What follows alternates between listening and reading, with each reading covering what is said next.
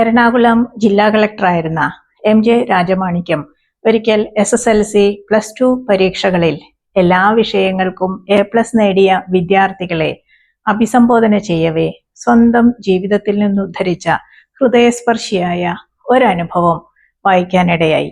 തമിഴ്നാട്ടുകാരനായ രാജമാണിക്യം നാട്ടിൽ 10ാം ക്ലാസ് വിദ്യാർത്ഥിയായിരുന്ന കാലം. പഠനത്തിൽ പൊതുവെ പിന്നിലല്ലാതിരുന്ന രാജമാണിക്യം ഗണിതത്തിൽ വളരെ പിന്നിലായിരുന്നു.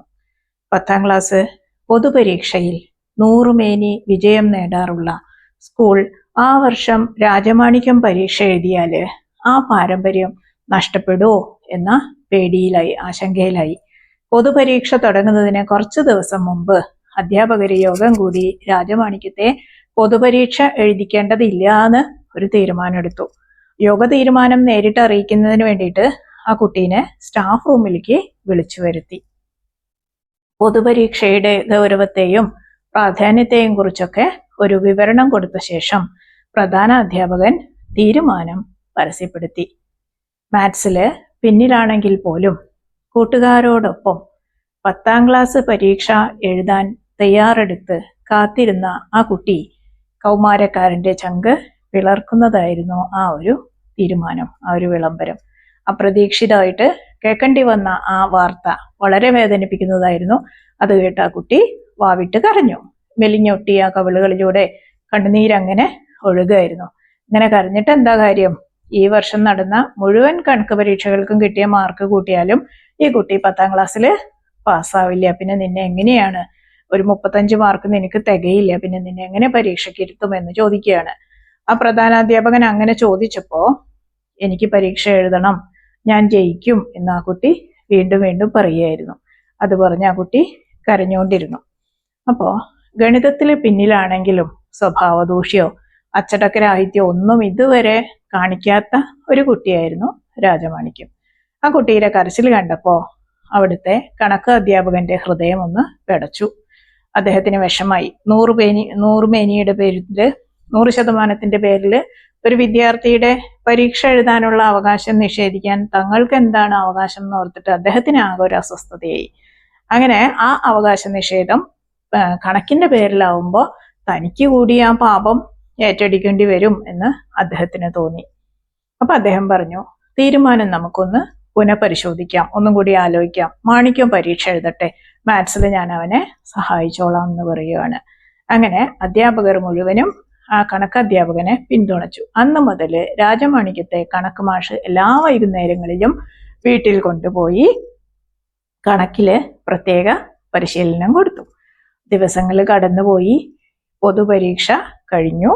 റിസൾട്ട് വരുന്നതും കാത്ത് വളരെ ഉത്കണ്ഠയോടുകൂടി എല്ലാവരും അക്ഷമരായിട്ട് ഇങ്ങനെ കാത്തിരിക്കുകയാണ്.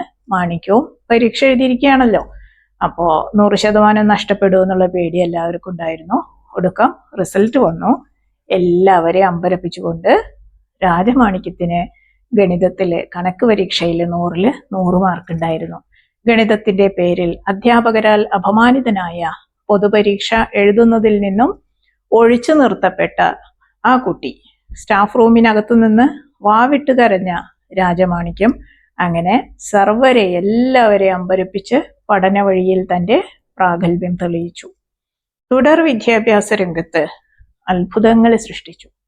ഇന്ത്യൻ അഡ്മിനിസ്ട്രേറ്റീവ് സർവീസ് പരീക്ഷയിൽ മിന്നുന്ന വിജയം നേടി. ആ ജൈത്രയാത്രക്കിടയിലാണ് എറണാകുളം ജില്ലയുടെ കളക്ടറായിട്ട് അദ്ദേഹം എത്തിയത്. മിസൈൽ മാൻ എന്ന ലോക ആശയ ലോകത്തേക്ക് ഡോക്ടർ APJ അബ്ദുൽ കലാം സാറിനെ പ്രചോദിപ്പിച്ചതും പിൽക്കാലത്ത് ആ ഉജ്ജ്വല പദവിയിൽ എത്തിപ്പെടാൻ അദ്ദേഹത്തെ തുണച്ചതും രാമേശ്വരം സ്കൂളിലെ ശാസ്ത്ര അധ്യാപകൻ സുബ്രഹ്മണ്യ അയ്യരായിരുന്നു. അന്ധയും ബധിരയും ഊമയുമായിരുന്ന ഹെലൻ കല്ലറെ ആൻ സള്ളിവൻ എന്ന അധ്യാപികയോടൊപ്പമല്ലാതെ നമുക്ക് ഓർക്കാൻ സാധിക്കുമോ? എൻ്റെ മാതാപിതാക്കളോട് എനിക്കേറെ കടപ്പാടുണ്ട്. അവരിരുവരും കാരണമാണ് ഞാൻ ഉണ്ടായത്. എന്നാൽ എനിക്ക് വളരെയേറെ കടപ്പാടുള്ളത് എൻ്റെ അധ്യാപകരോടാണ്.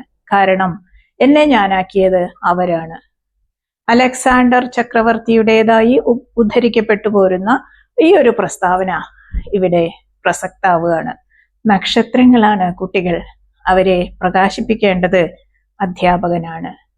ഒരു നക്ഷത്രം സ്വയം പ്രകാശിക്കുന്നത് പോലെ തോന്നും എങ്കിലും അതിൻ്റെ പ്രകാശം തിരിച്ചറിയാനും ദിശ നൽകാനും ഒരാൾ വേണം. കുട്ടികളുടെ ഉള്ളിലെ കഴിവും സ്വപ്നവും നന്മയും കണ്ടെത്തി അവയെ വിരിയിക്കാൻ സഹായിക്കുന്നവരാണ് അധ്യാപകര്.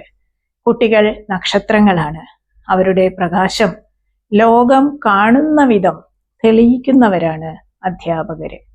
അധ്യാപകൻ അറിവ് പകരുന്ന ഒരാൾ മാത്രമല്ല, ഒരു ജീവിതത്തിന് ദിശയും ആത്മവിശ്വാസവും നൽകുന്ന ദീപസ്തംഭമാണ്.